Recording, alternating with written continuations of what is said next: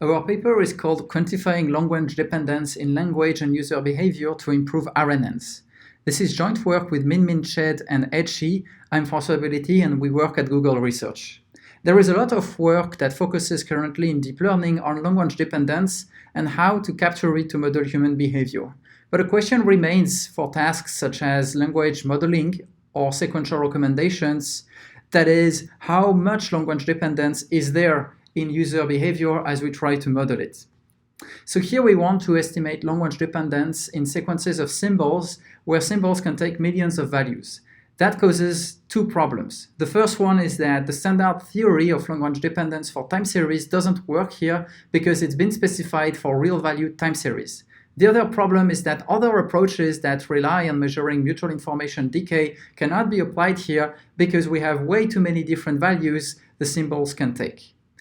So the thing that we have to our advantage, though, is that we have now embeddings that translate words, so symbols, into vectors. And once we have these sequences of embeddings, as opposed to sequences of symbols, we can apply a well-understood language-dependent theory to measure language dependence as it can be found in these sequences.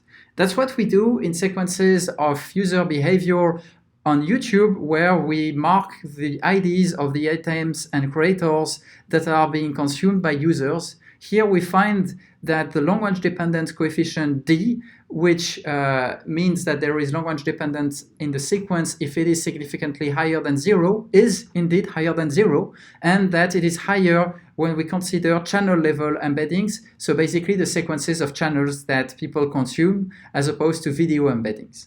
The other thing that we do in our paper is that we turn these quantitative insights into modeling insights. So we create these evolutive RNNs that are tailored to capturing language dependence in that they can consume very long sequences while spending a reasonable computational budget in proportion of the signal-to-noise ratio there is through the sequence.